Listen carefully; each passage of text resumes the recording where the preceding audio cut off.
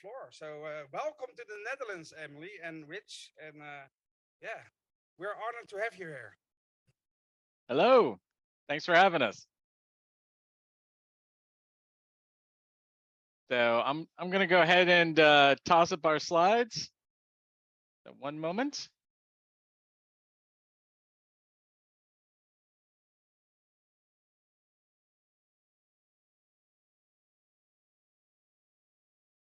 Can you see things okay? Yeah, we see everything's okay. Okay, great. Well, we are here today to introduce you to the Macamins Foundation. You may have heard of us from other sources, but in case you haven't, that's who we are, and we want to talk about our plans and what we want to do. So I am Rich Trouton, and I'm joined by several members of the Macamins Foundation Founding Board. But on the screen, you can see us from left to right. Dr. Emily Kozalik-Whittle, Tom Bridge, Chris Daw, myself, Rich Trouton. All of us have been, looking at one another via Zoom just like this for about a year now. And Caleb. And Caleb's also here. Caleb is also here. I forgot to mention Caleb, and that was my mistake. How dare you? So rude. So, but this is what we look like in Apple's world. So we're here today to tell the backstory of the Macamins Foundation. We want to outline our mission. We want to spell out our near-term goals and also touch briefly on our future. I want to get through the presentation part of this talk fairly quickly because our real goal today, now that we are public, is to make ourselves available to the community for discussions and questions. So our preliminary goal we wanted to pay for the Slack instance, and it looks like it was a bit of a stretch, and it would be beneficial to talk through about how we got to where we are. A bunch of Macamins who are asking our community for money as though we are an American public radio station. For those who are not familiar with this outside the United States, this is a model where it is very much viewer and listener supported, and they will periodically run what's called a pledge drive, where the viewers and listeners will donate money to help keep the public radio and television stations going. But to really do that, we have to go back a bit to talk about how the community has evolved. So over the years, folks working on Macs and other Apple technology in a professional capacity, we often found ourselves solo operators without a whole lot of institutional support. So consequently, we would congregate and share information in whatever way worked.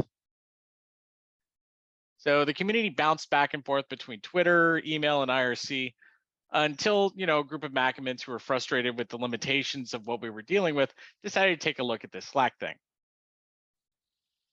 So the group created a Slack instance. It got announced on Twitter.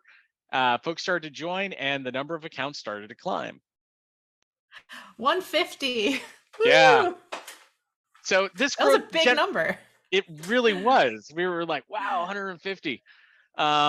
So this generated its own energy, and it started to snowball. Members started actively recruiting others using a variety of means. And a team of admins formed to help govern this community and resolve conflicts. The admins wrote a code of conduct. And then the Slack started to embody a broad principle of independence in the sense that it welcomed vendors and admins to the community while establishing ground rules to ensure that the Slack remained centered on the Macamins itself.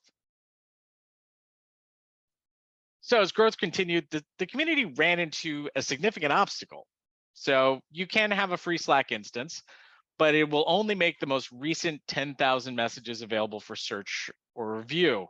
The more the user base grows, the more messages were posted, and the faster the messages would disappear into inaccessibility. So at that point, a community member and a Slack employee stepped in and helped bring the Macamins Slack under the umbrella of an internal program at Slack that allows a Slack staffer to sponsor a Slack instance, and that converted it to a higher tier. So this solved our scrollback problem and it effectively turned the Slack into a resource with really unlimited historical search.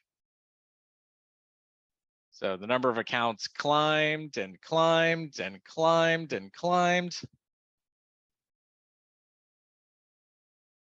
And roundabout now, I think we're over 44,000. So we had a whole bunch, but it keeps growing, which is great. So this is to the point where the membership of the Slack is significantly larger than many countries' active duty militaries. And in the midst of the day-to-day, we marvel at our good luck and thank whoever we believed in that this resource was available to the communities, to our vendors. There's thousands of users, thousands of channels, thousands of conversations. Emily memorably put it as, it's a permanent conference hallway track, which is always the best part of the conference. Also, at the same time, there was an undercurrent of, wow, what if we were paying for this? So in November 2020, news broke that Salesforce had shown interest in acquiring Slack, and in the spring and early summer of 2021, that happened. Salesforce acquired Slack, so and we started to really think about what came next. Well, ask and you shall receive. Though it would be fairer to say at that point that we hadn't really given more than cursory thought to planning, because we're kind of an improvisational community in many ways. But all of this made the conversation more serious. So this was especially the case because the Macmin Slack had already changed employee sponsors at Slack once or twice as staffing had changed. And we all know that acquisitions often end up triggering job changes, policy changes, and so on. So a group of us discussing all this in the background decided to take a look at this cost for real. Now, fortunately, Slack calculates licensing according to a rolling average of active users over a 30-day period. So our initial assumption about paying for every account turned out to be pessimistic, and we were able to estimate based on some more appealing numbers. Only charging for active accounts makes the pricing of an instance somewhat more palatable.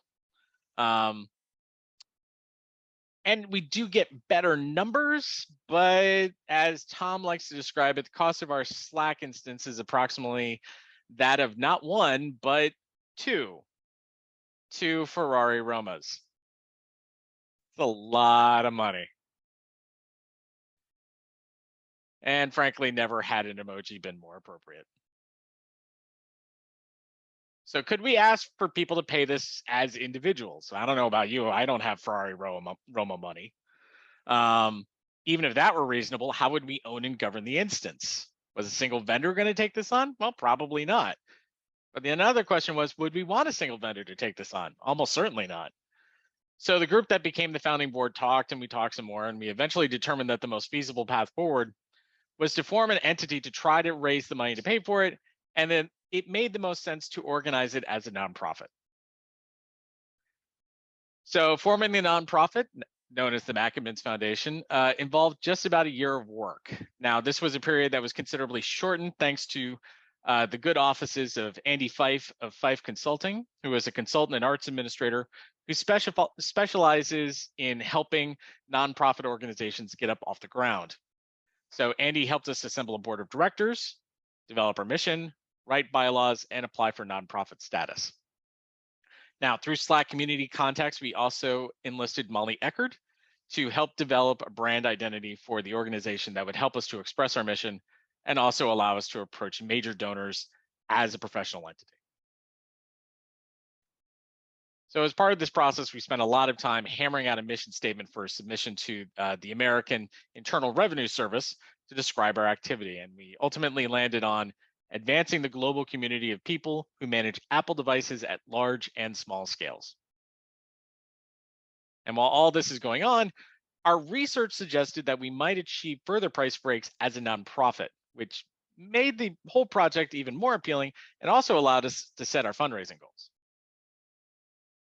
So this allowed us to set fundraising goals and help spur associated set of mission principles, because during our discussions, we kept returning to the idea that we don't want to exclude anyone based on cost, and we want this community to remain independent of as much external influence and control as possible. So what we really want is to keep this a space for Apple admins first and foremost, and we wrote those principles into our bylaws. And as we talked further, while our near-term goal is to preserve the Slack instance as is and make sure it's paid for, our conversations with colleagues and community members helped us understand that while the Slack is critical now, frankly, there's more going on than just the Slack, so that after we secure that future, there may be more to add. So we got all the paperwork in writing, and we submitted our registration to the IRS in September 2021. And after a lengthy silence, followed by a number of conversations with representatives of the IRS, which was handled in large part by Tom, we received our approval in April 2022. So we weren't waiting around while all this was going on. So we codified our organizational documents, we started building the website, and we also started developing our banking and fundraising infrastructure that you can see on the macadmins.org site today. And we also began working with Apple on the idea of helping to offer their new certification exams for their newest round of training. And kind of unexpectedly, we realized that one morning in May, Apple had generously included us in their press release on the topic, which set off a dash to go public because we weren't yet, and be ready to answer questions and to start. What were we starting? Well, we were asking for individuals and companies for donations to help make this real, with the goal of licensing Slack for an extended term, which will give the community breathing room to really think things through. So what's next? The amount of work that's gone into this has been substantial so far. And one of the first things we became aware of is that we really do need to spread the load out for this more, both by bringing in more people and probably adding board members. So we have ideas about what we could do next, but we're also really eager to hear yours. So thank you for listening to us. Thank you for joining us. If you would like to donate to the MacAdmins Foundation and help keep things rolling, you can do it to macadmins.org. Actually, I think a shorter link now, just macadmins.org/donate. And Don't forget we're here. the store. Oh yes, we also have the store. If you go to macadmins.org, you'll find a link to our shop where you can get MacAdmins Foundation merchandise as well. So you don't just have to, we have many options available, including going back to our public radio inspiration in the United States. One thing that gets given out quite frequently as part of pledge drives is a tote bag. So we also have tote bags available for purchase with the MacAdmins Foundation or logo on it. Though of course we also have many clothing options, including t-shirts and hoodies, and the ever popular, because we know MacAdmins run on caffeine, coffee mugs. Awesome. Thank you very much. And welcome, Tom. Nice to see you, buddy. It's wonderful to see everybody. Good to see you, Misha. Welcome in Amsterdam, virtually. I finally will get there. I promise. Yeah. We will meet. First of all, I think I talk for everybody here. Thank you guys for having the MacAdmins organization. I think daily I have Slack open, so daily I'm in our world, and you make the world close together. So thank you guys for raising this and making this happen for many years now. So thank you. So anyone you have questions for them? They are here now, so don't be shy, Remy. No? Oh, we got one. It's a comment. Oh, be careful, guys. They are Dutch. They have opinions and comments. Now, I just wanted to let you know that your donate link that you just mentioned, it doesn't work. It's actually just /donate. That's the right link, not donate to MAF. Just to let you know. Thank you very much. I put the correct link into the Zoom chat. Yeah, I wanted to send all the money, but it wasn't possible. So it's. I understand. Well, gosh, I hope you try again. Well, we're gonna do a live demo now. So Owen, get your phone out. So Apple Pay, right? Okay. No. Okay. Too bad. It does support Apple Pay. See? and Google Pay and probably other things too. Long story short, if you have a little extra change in your pocket and you feel like throwing it our way, we will help you get it there. And will you support it? So we can see the new Apple Pay, so you can tap on an iPhone. We'll have to see about that in the future. I'm sure that we can set something up for future events. If we're ever all in the same place at the same time again, that'll be a fun experiment. Something also worth pointing out, if you work at an organization that does charitable giving and charitable matching, we are also listed in a lot of those platforms. Like for those of us that work at Jamf, we use Benevity, and you can go in and you can donate through Benevity, and then your company will match dollars for donations. We also are listed on PayPal Giving and Deed, which a lot of organizations use, and a few other places. And if there are other ideas or suggestions you have around platforms that we should make ourselves available on, let us know. I'm trying to get us listed on Amazon Smile. There's a lot of, which may or may not have come across in what Richard's discussing. There are so many different places where you have to upload your documentation and verify and give your EIN for your IRS status, and across all these different types of services that all check with each other for verification. And we're still working through a lot of that stuff right now and trying to get all of the pieces in place. It's I don't know if the amount of effort that this all took has really come across in any of our conversations, because like we don't even realize it as we're working on it, and we're going like, oh, I have to go to this site and register here and verify for this thing to plug into this thing so that folks that work at this organization can do matching for us. And it's like, no wonder nonprofits in the US are like big boards, lots of volunteer groups, lots of, you know, and one of the things that we're trying to figure out as we're still putting bows on things, so to speak, is how do we get groups of people together to help run these initiatives, right? Like, how do we get a volunteer group together for helping us figure out scholarships, or helping us figure out mentorship programs, or helping us with donation drives, or doing like, you know, and we're going to get there. And we have been so appreciative of the feedback and suggestions and ideas and everything that people have been sending to us, either via Slack or email through the website.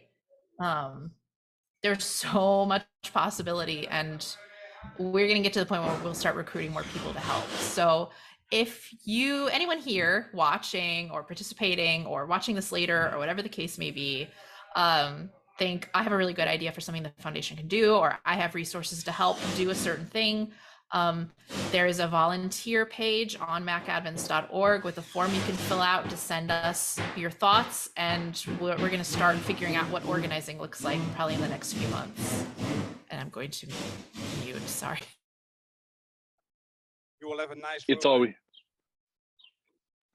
the you know, obviously as we go through this process, we're always on the look for people who can help us do steering, who can, you know, talk with us about plans, about, you know, things that you'd like to see the foundation do, and of course, obviously, good ideas come with volunteer opportunities. So we're excited to talk with everybody as you might find something that you want to include on the foundation's mandate. None of us is as smart as all of us, right? Well, better together, right? But yep. Don't hesitate to ask here, because you got friends over the pond. So here to help as well. Again, thank you very much. It was enlightening for me. I think everybody, they don't have questions, so it was quite clear. So thank you, Rich, for the presentation. And yeah, continue your great work. Thank you. Thank you for having us.